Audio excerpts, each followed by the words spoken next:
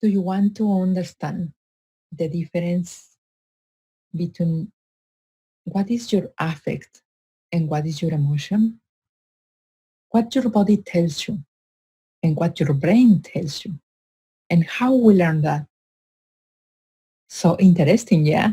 Well, stay with us because today Dr. Fabrice Nye is going to come and talk to us about this difference and how actually this understanding will help us to create peace with us and peace with others.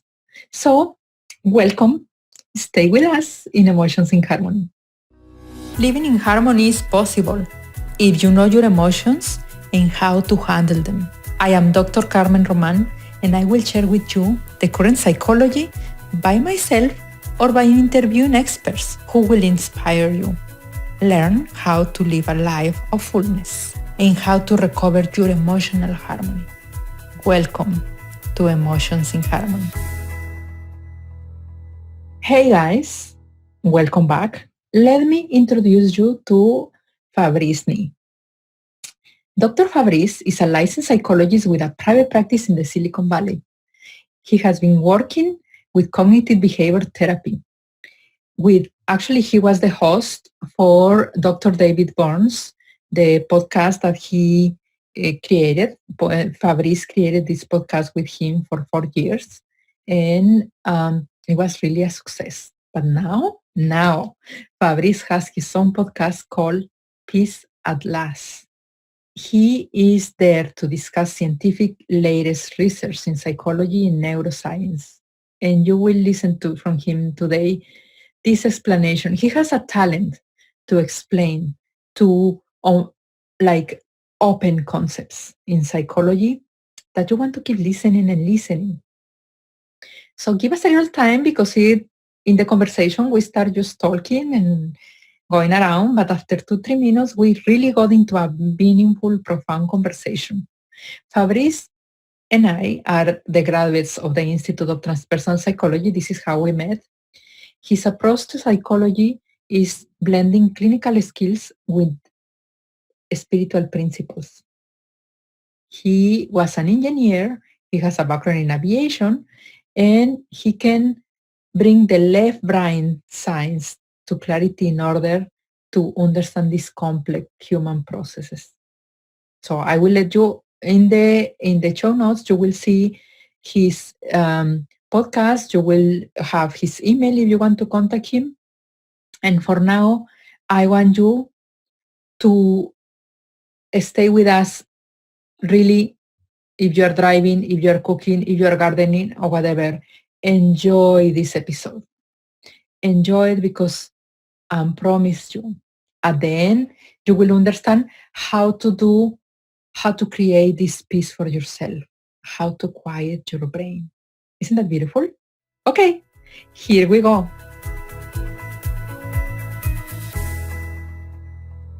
Hey, my dear friends, I'm so happy you are now in this interview and this episode. And as I told you, Fabrice Nye is my loving, dear old friend. Yay. And Hi. you listen from him. He was actually my first guest in the Emotions in Harmony. Fabrice, were you were the first one in our podcast, and Hmm. let me tell you, you were doing great, and you are doing great. Hmm. Good. It was good to hear that I brought some listeners to your podcast. So I was pleased to hear that. If you are listening to this episode or watching in YouTube, please go to the very first. We are going to put a link here to the very first interview because people love that interview. It's probably the most listened to interview in our podcast. Wow. So, Yeah. so If I remember, that's where I was talking about the basics of how we feel the way we think, yeah. which is really what I work from when Mm-hmm. I work with clients. Uh-huh. And And yeah. today we are actually going to talk about emotions. Sorry, I interrupt you. Um, No, no.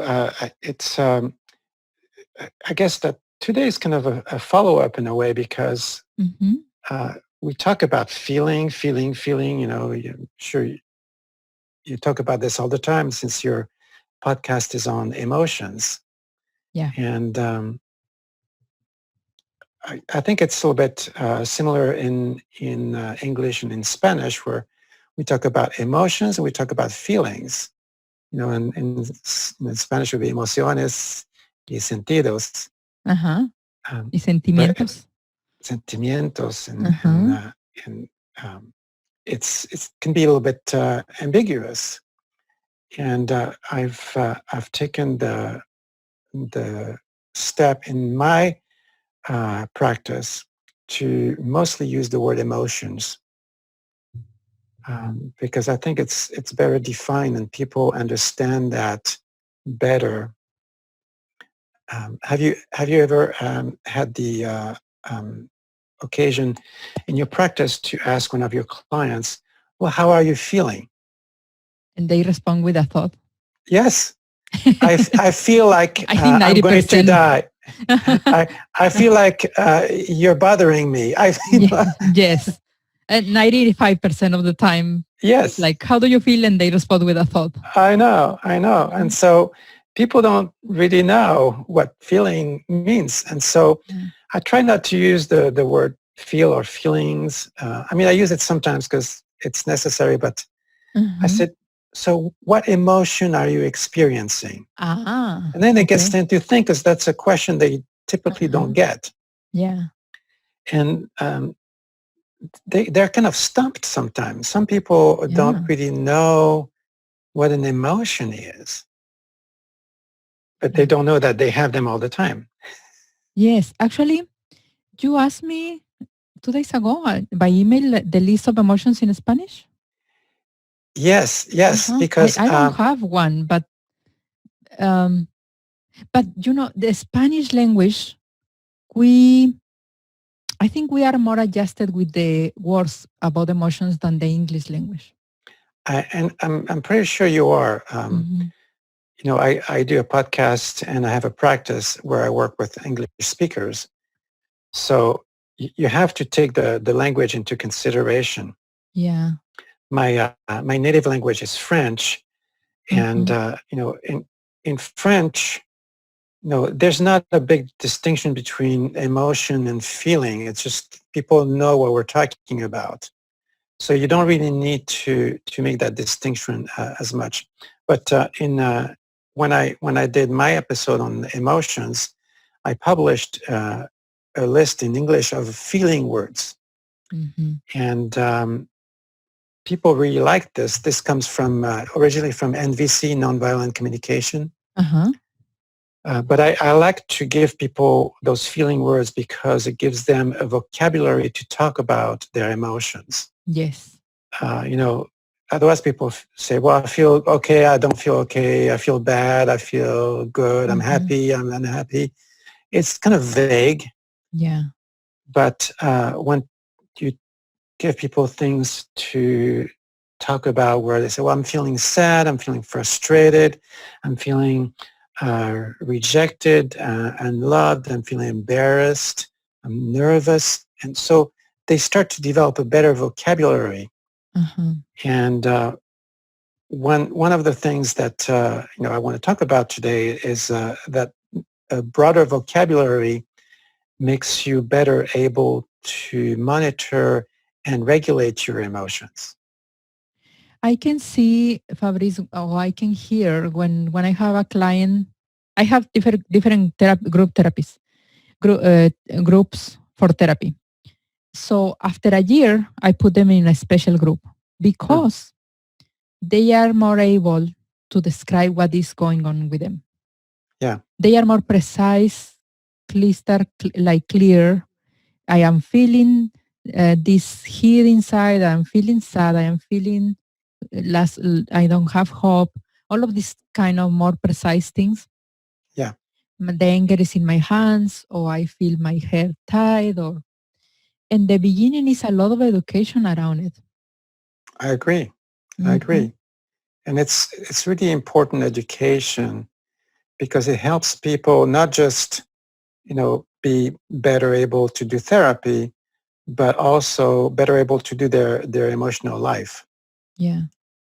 Because when I can not only tell others, but tell myself what I'm experiencing, uh, I, I know more about me. Mm-hmm. Yeah.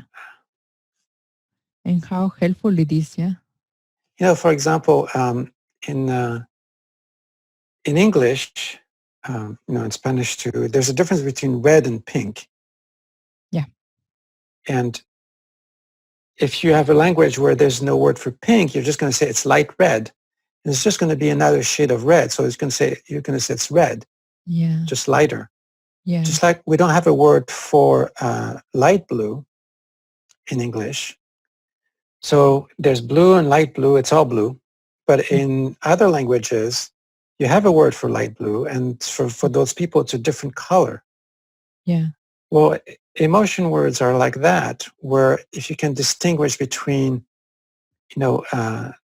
feeling frustrated and feeling defeated, or feeling stumped or stuck, or, and none of those are coming to me right now, but there's a whole list. They are all similar but distinct. And so that allows you to have more nuances.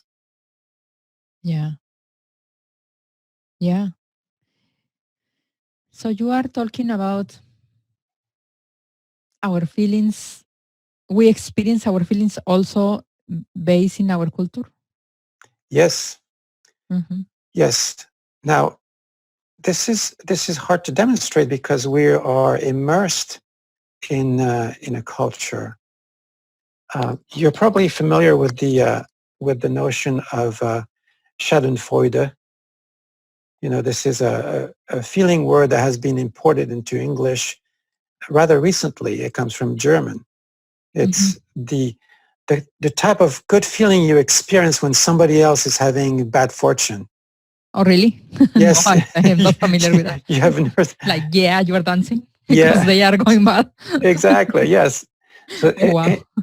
and so in English, you use the German word Schadenfreude, Uh-huh. but it's a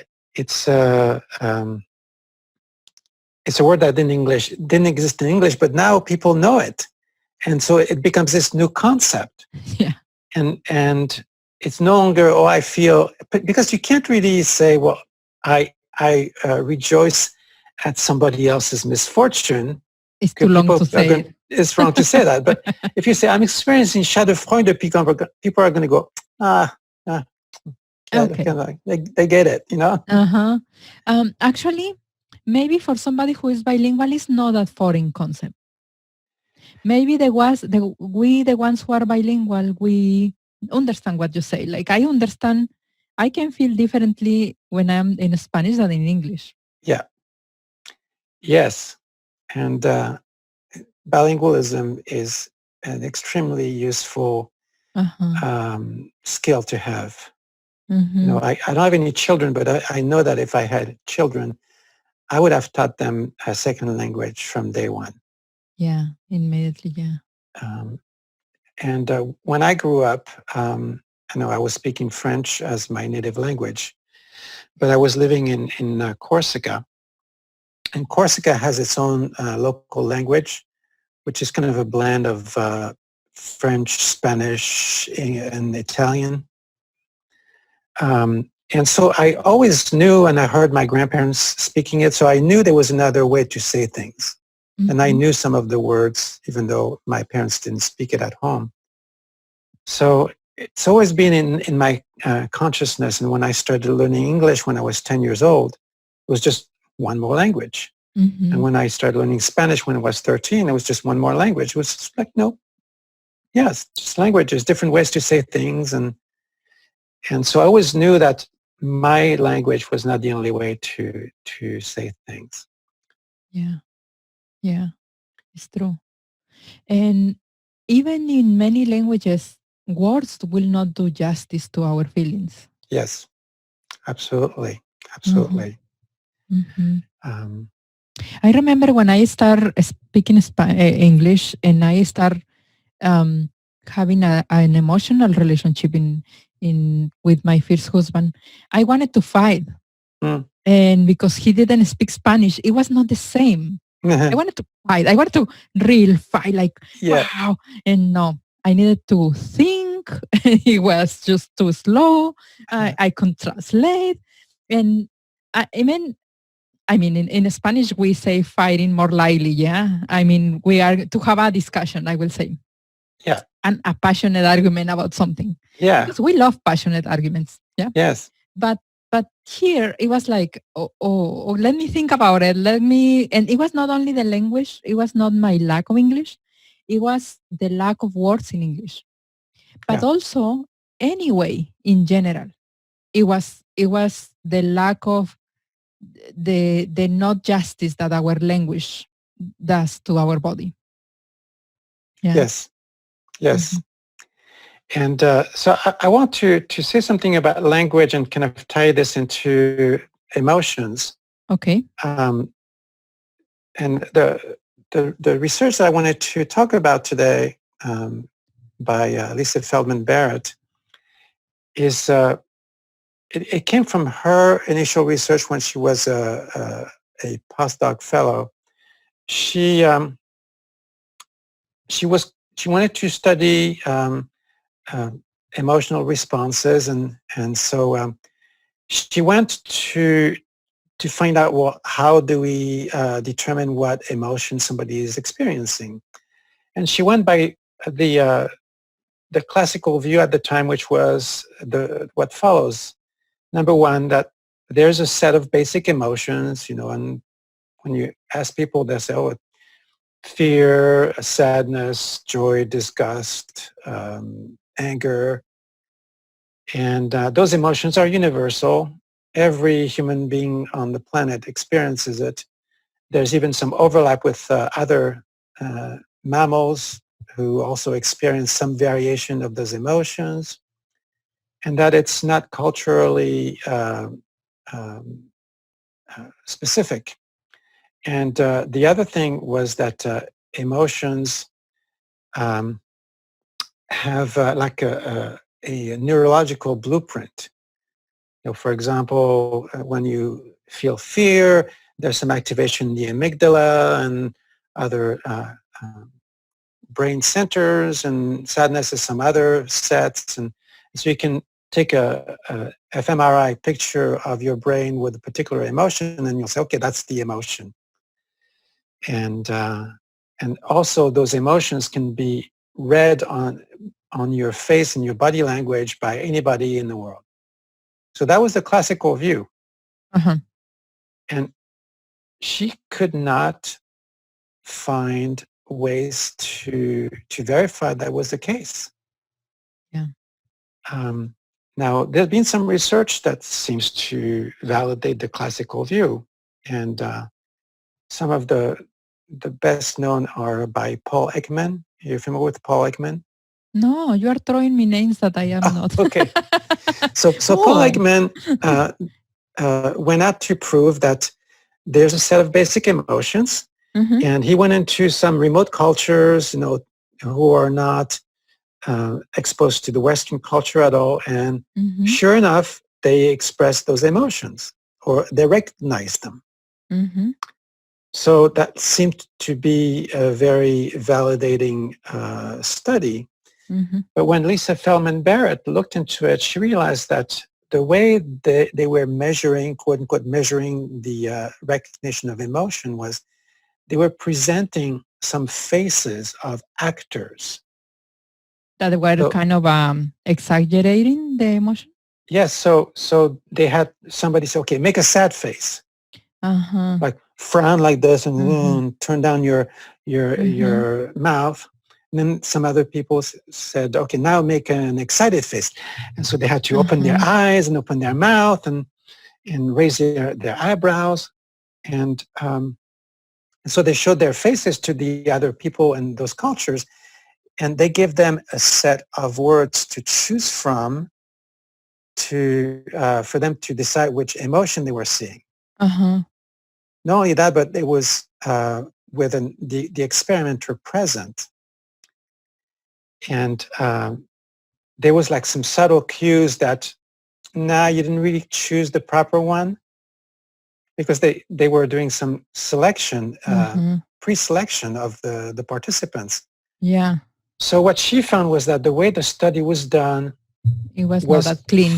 it was funneling those people, whether they were from a Western culture or not, Yeah. into seeing the emotion exactly like a Western person would see it.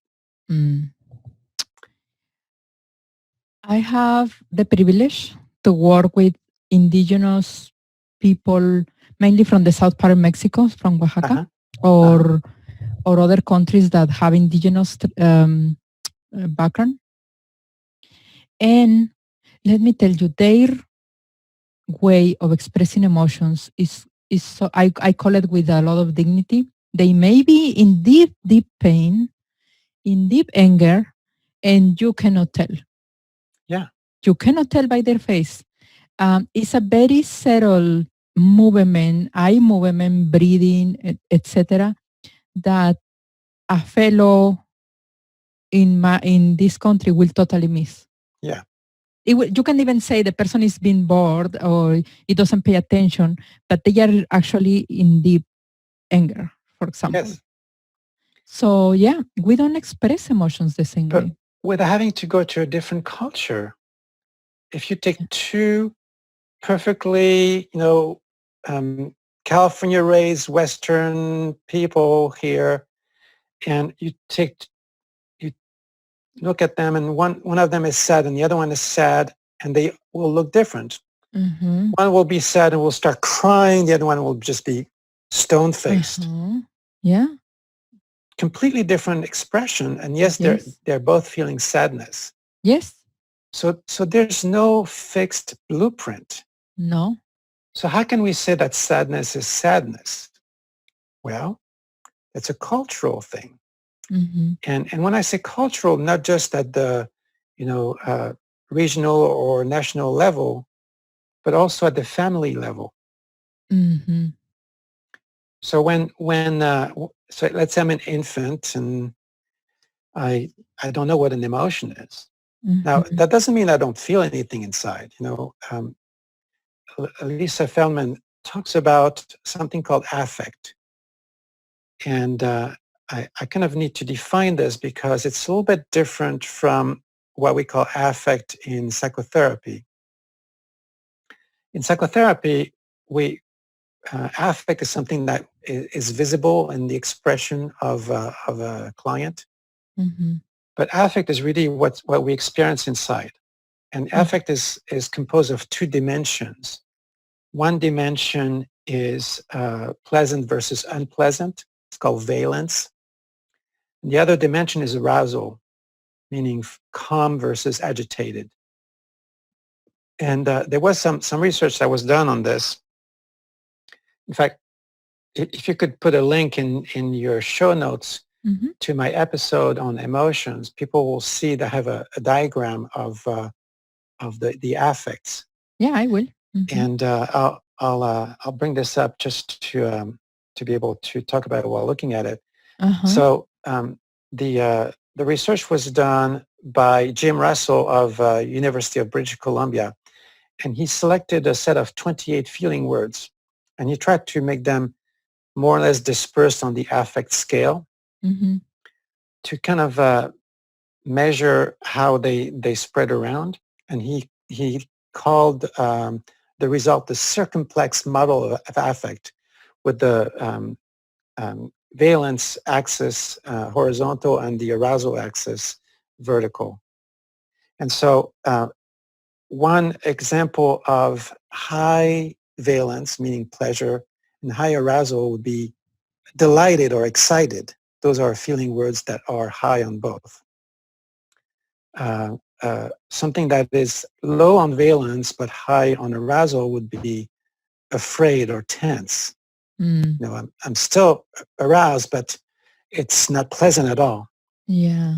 Okay. I can be low on arousal and still low on valence. Those would be like depressed, gloomy, bored. Nihilism in the philosophy, yeah, being in an empty void Yeah. space. And then if I'm high on valence but low on arousal, those would be words like serene, calm, relaxed. Mm. Those are pleasurable, but low in arousal. So that's affect. And if you take out the words, the affect is something that you can feel in an interoceptive manner, about interoception. This is the sense of our internal sensations. Yeah. And so affect exists from the moment we're born, probably before that. But from affect to emotion, there's a step, and that step is cultural. So let's say I'm in the terrible twos, and my mother is giving me my dinner, and I'm just having a tantrum and just throwing my dinner on the floor. And mommy says, "Oh, Fabrice is angry." And so I hear the word angry, and I put that in my head. I make an association between what I feel, which is a lot of arousal, quite a bit of displeasure. Not so much. Anger is not that unpleasant most of the time. But I go, okay, that's angry. And then, sometime later, I hear my mother yelling at my sister and saying, "I'm angry with you." And so I put that in my head. Okay, that also is angry, and that's the way it manifests when I see somebody else doing it. Then a little bit later, I see a man in the store, and he sneezes, and I go, "Angry?" Mommy says, no, he's sneezing. And I go, oh, okay, so that does not belong in that concept. And so over time, millions of times, I create this concept of angry. And that's how it coalesces because of the input I've received from my parents, from my environment, and how it's been validated or invalidated by external feedback. So that I go from this particular set of affects into a notion, we can call it a concept or a category of emotion. So that's how we create emotions. And it's... So that's how we create the concept of emotions, yeah? Yeah, but an emotion is a concept. Remember, the affect is there. The circumstances are there, but I create a category out of it. A name for it, okay. A name for it. So the emotion is the name. Yes. If you read Lisa Feldman's book, which is called How Emotions Are Made, which really says what it means. Which we will put the link here. Yeah, we'll put a link in there because How emotions are made. Yes. So when I forgot what I was going to say, but anyway, so she talks about how a concept and a category are the same thing. And she also talks about how our brain makes predictions. And the predictions are based on our concept. So let's say I see somebody who's trying to open my car door.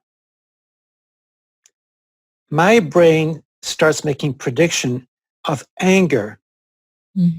It starts creating some adrenaline in my body, getting me ready to yell at the guy or beat him up. So the brain is making those predictions. And I'm experiencing the emotion of anger because it relates to hundreds or thousands of times when I've experienced that emotion before.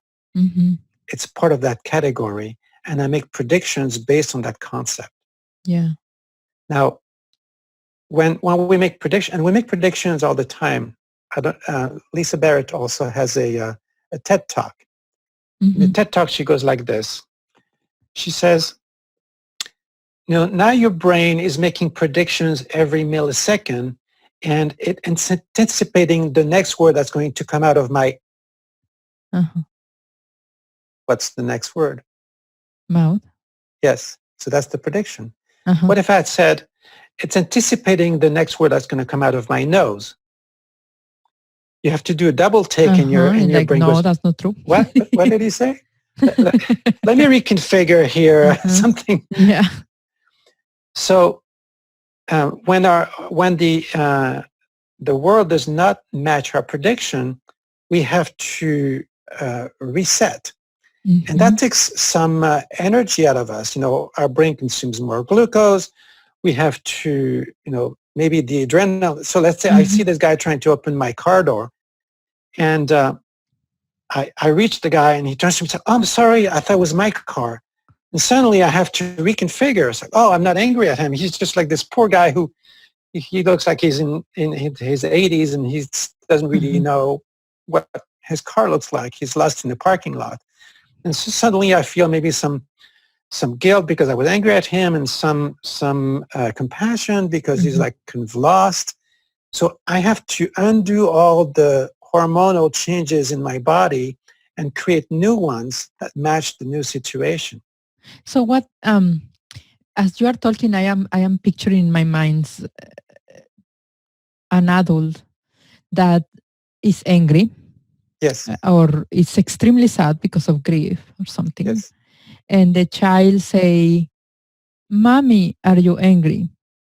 And the mom smile and say, "No." So what happened there? So we are confusing the child, yeah. But yeah, so if the mother is actually is angry, but denies it, the child is going to have to make some conclusion, inferences out of it. Okay. Okay. So sometimes we can look angry, but we're not angry. And so put that in my memory bank. Yeah. Now, yes, it could be confusing because we're introducing an inconsistency. Yeah. But, confusion is not necessarily a bad thing. It's just new information. Yeah. Okay. So I think it's very useful to realize that emotions are not cast in stone, because if you apply the principle that the brain is very malleable, you can realize, well, I'm not stuck with these emotions. Number one, you can do the nuancing. You can learn how to have more refined understanding of your emotions. When I work with my clients, I give them this CBT type of form where they write down how they feel, and the way they do this is by circling some feeling words that I have in the form, and it's not exhaustive, but it's got quite a few of them, and so that helps them be more used to using different feeling words for their emotions. Like there's a set of anger-like emotions where there's angry, mad, resentful, annoyed, irritated, upset, furious. These are all on the anger spectrum, but they have different nuances. So then they become better able to say, well, yeah, I'm a little bit ticked off, but I'm not really angry. I'm just annoyed. And so they can tell the difference. But if they had only one word for that, it would just be anger. Yeah. And so there's no way to modulate, to regulate. Yeah. Yeah. And annoyed is very different than, it's like pink and red. Yeah. Exactly. It's It's very like pink and different red. than angry. Yeah. Yeah. So I've been fascinated by that research. Yeah. And so, I see you're petting your cat. Now, Yeah, she loves to be in the videos. yeah. She is my What, first number one assistant. what's her name? She's Della, and many people already know her and know her picture. Isela. She sometimes she just pops the tail Ah, the yes. videos, and sometimes she just comes and say hello. She's having a lot of great time with you because she's just relaxing there. Hmm. I love cats. Mhm. And cats, like us, have affect. Yeah. You can tell when your cat is pleased or when your cat is not pleased. Yes. You can tell when your cat is aroused and when your cat is calm. Uh-huh. Um, so they have affect, Yes. but they don't have emotions. They don't have the concept of it. That's right. Okay. There's no concept. Mm-hmm. Mm-hmm. Mm. So do you think concept, I will say concept make us interesting human beings, Yes. but also can complicate stuff. Yes. I mean, the complication is the beautiful part, yeah. Yes. Uh-huh. Hmm. And I'm as you're talking, I'm thinking, I'm so blessed that I grew up in a family who read. But there are many families that they don't have the lecture, they don't have the vocabulary in their own language. Yeah. And when they don't have the vocabulary, it could be that they go more toward frustration when they Yeah. cannot create that emotion, that concept. Yes. Yes. Mhm. I totally agree because it impoverishes your range of experience if Mhm. you don't have as many concepts. Mhm. Not only that, but just like when I was talking about anger, if you put everything under the anger umbrella, um, you start putting things in there that don't really fit. And um, I, uh, I, I talk in my podcast about some of the cognitive distortions, and one of them is called labeling. Mhm. And labeling is in part giving a word to a situation or to a circumstance or a person. And if that word is really accurate and describes really well the situation, great. It's very useful. Mhm. I like to talk about even just a simple concept as a table. So I have a table in front of me, and it's useful for me to talk about a table because I know I can put stuff on the table. Mhm. I know that, if it's high enough, I can eat on it. Mhm. And things like this. It's got all kinds of useful things. But let's say that I need to sit down, and there's no chair around. So concept chair. Mhm. There's nothing that fits my concept of chair, and I don't really want to sit on the floor. But there's a table, and I go, well, I'm not going to sit on the table because it's a table. Mhm. You don't sit on tables, you sit on chairs. Mhm. And so I'm compartmentalizing my experience because I put a label on that thing that I call a table. But if I don't call it anything, and I notice that I can just put my butt on it, Yeah. um, then it doesn't matter what it is. Mhm. I can decide to call that a chair if I want to. Uh-huh. So labeling is useful for communication and for understanding my own experience, but it's also limiting because Yeah. it takes one word and it summarizes a very infinitely complex experience into one word.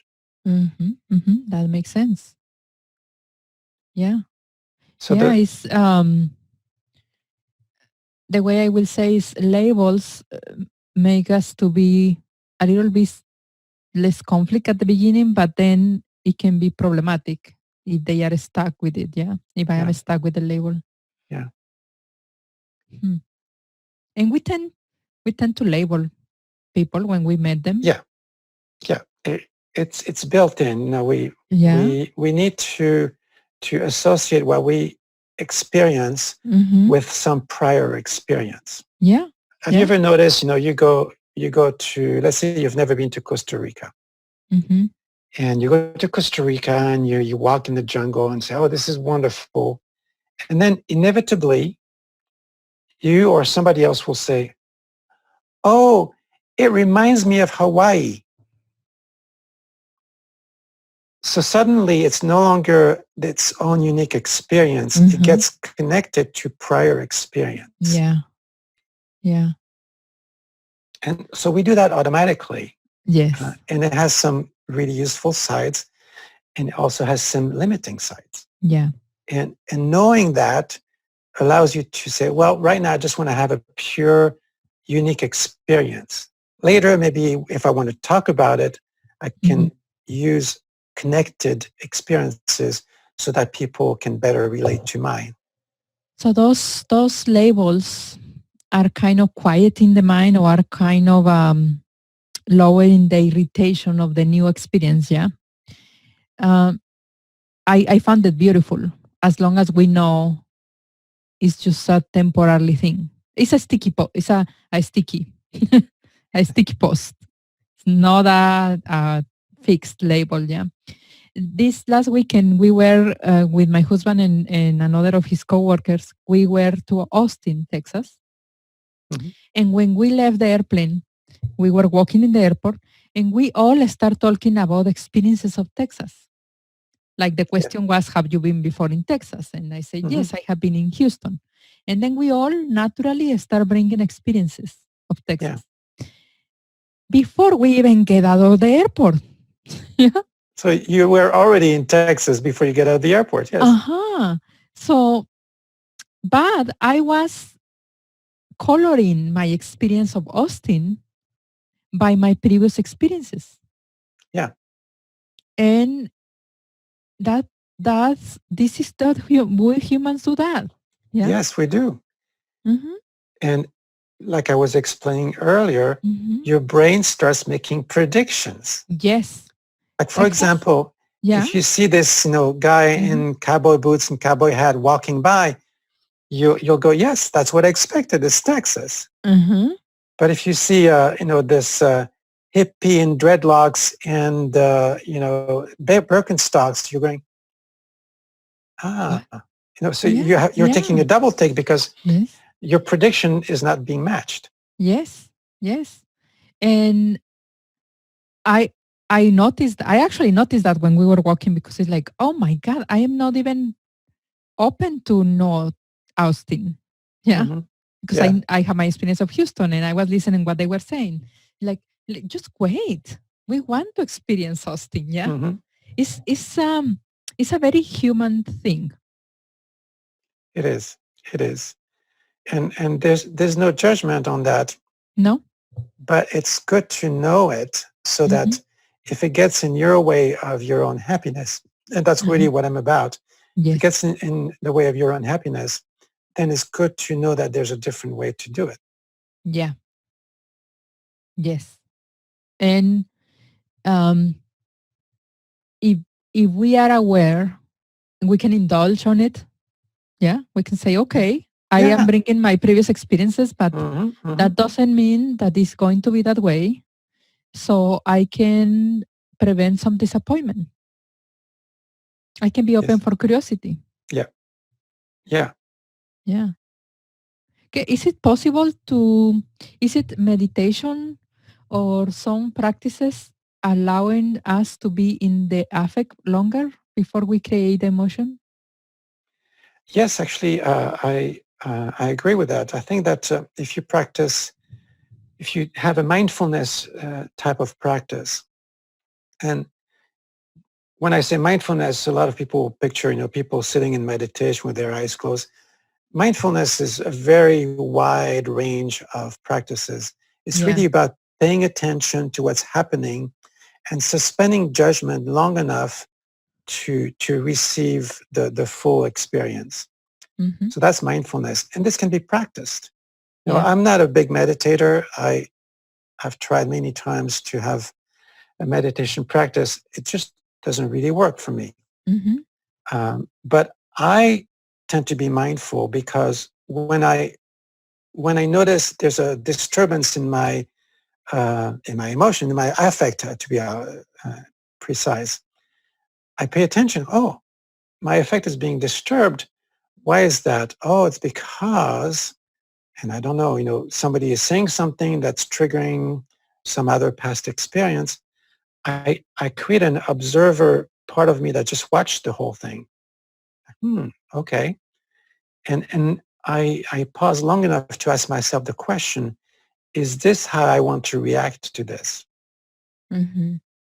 Now, doesn't mean that I change my reaction, but at least I know that when I'm reacting, it just comes with the territory. I'm Yes. not a slave to it. Yes. And that, my friend, will create peace at last.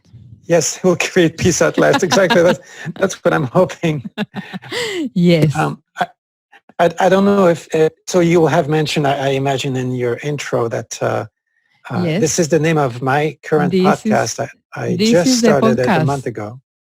I totally get it. Why you took us through this journey of understanding Lisa Feldman Barrett Yeah. concepts and theory, because this is the way we create peace for us. Yes. Peace at last is if I can manage to understand that this guy that I am meeting right now, um, I am I am bringing my story. I am bringing whatever I know to have um, a label. Yeah, Yes. I understand that I brought this stuff, and I can be open and meet the person. Yes. Yeah, because many of my clients say every man, all the men in the earth are bad men. And I was joking Exactly. yesterday in one group because I was like, no, not all of them. And they start laughing and like, we're Mm-hmm. like, really not all of them? Like, no, but you need to be aware to be open to meet new people. Yeah. Yes. And not to bring your story with it. So yeah, that is peace at last. Um, you know, that brings up something else because I've been a long time student of Byron Katie. Uh-huh. And so for 20 years, I've been following her teachings and using her techniques. And she explains that we don't see people, we see our story of them. And so one Mhm. of the examples she gives is this. Let's say I'm sitting in my living room. It's the morning, and my wife is walking through the living room, just normally, and she doesn't even pay attention to me. She walks by, and I look at her. I'm going, she's so wonderful. She's just a beautiful person. I love her so much. Look at her. She's just has such a nice demeanor, and oh gosh, I feel so good. So that's one story. Yeah. Same situation. Mhm. My wife walks through the living room, and she's just being herself, not even paying attention to me. And I'm looking at her and I'm going, she didn't say good morning. She didn't even glance in my direction. She's ignoring me. Mhm. She's probably in one of her moods, man. See, Uh-huh. that's the other story. That's the other story. No And difference. I'm all just of seeing them are her my through stories. Yeah. through the filter of my own Yeah. understanding. Yes. So it's good to suspend understanding now and then just to see what comes through. Yes. Yes. Fabrice, I think really by bringing these topics and by calling the attention to keep studying us as human beings. Yeah. Yeah. You are going to do a wonderful things with your podcast. Oh, thank you. Thank I you. think so. Yeah. It's truly needed that we just stop and help ourselves to see differently. Thank you. Yeah. Thank you. And I know that you're doing a lot of good with your podcast. I especially appreciate that you're doing this in English and in Spanish. I Mhm. mean, I'm not as familiar with the Spanish-speaking world as you are, of course, but I Mhm. imagine that a lot of the resources that we have available are published in English, Yeah. and so it's good to have that in a language that other people can benefit from. Not everyone speaks English. Yeah. It's not the language of the entire world, and for this very reason, I'm hoping to do one in French at some point. So Yeah. And as a psychologist who I was trained first in Spanish, let me tell you, there is a lot of wonderful theories that come from Latino countries that are not being translated into English because they yes. are being born in the struggle of the revolution, in the struggle of hunger and poverty and all of Yeah. this. And they are extremely beautiful theories that can help us here in this country too. So sometimes the translation also goes back. Yeah. Yes, I Yeah. agree. I agree. Yeah. That's Which so I am true. sure is the same for French. Yeah. Yeah.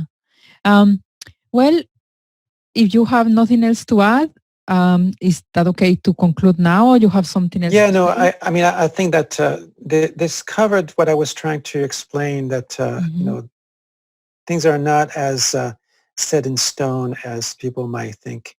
And so I hope that that gives a sense of more freedom and possibility. I think so.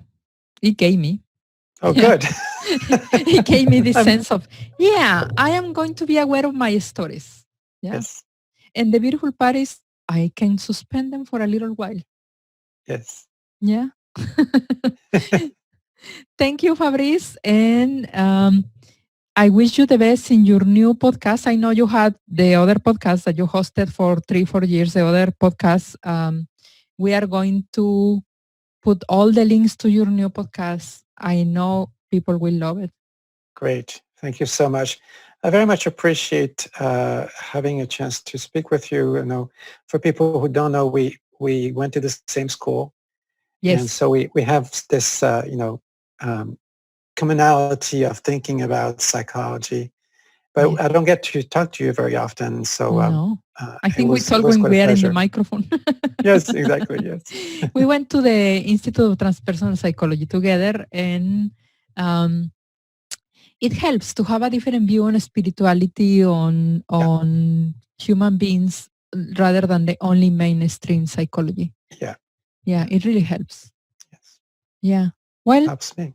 Okay. yes. Thank you Thank so you. much, Carmen. Yeah, and bye for now. Bye-bye. Thank you for being until the end of this interview with Dr. Fabrice Nye. I hope you enjoyed as much as we did. As we did, because Stella is here with me, my cat, and she truly enjoyed this interview. She was just relaxing and listening because Fabrice's voice is so peaceful. Yeah, no wonder why. Now I know why he put Peace at Last, the name in his podcast. So now I want to remind you, if you are listening to this episode, remember the last month or so, we separated the podcast. Now, if you want to listen in Spanish, go and subscribe to the podcast Armonía Emocional. Same content sometimes, just in different language or different content if I find a therapist that doesn't speak the English. And I can bring you sometimes the content in English, but sometimes it's different. It's worth it. Let me tell you, it's worth it. Come and join us if you speak Spanish. And if you don't speak Spanish and want to get adjusted to the Spanish language, yeah, Armonía Emocional is for you. Armonía Emocional, there are some episodes here. Before we used to be bilingual, remember? And now I separated into two podcasts because I want you to have the experience in one language. And if you feel like the other language, you can go and open Armonía Emocional and go back and forth. And of course, if you want stories and you say, I don't want theory today, Carmen, I just want somebody that made it to something, somebody that was successful at something because I want inspiration. Go and open in Spanish the podcast Inspírame, which I am hosting. Inspírame are stories of people who accomplish something they are proud of and they want to share with us and they want to inspire us. And I am amazed how many beautiful stories and how many wonderful people has come to that podcast. If you are in Facebook, find us in Amigos in Harmony. Amigos in Harmony, there we are. If you are in YouTube, leave us a comment, leave us a like, and subscribe. Bye for now. we have reached the end of another episode of the podcast Emotions in Harmony. See you the next week. Visit www.emotionsinharmony.org, where you can subscribe, find the notes, and be in direct contact with me. Thanks for listening.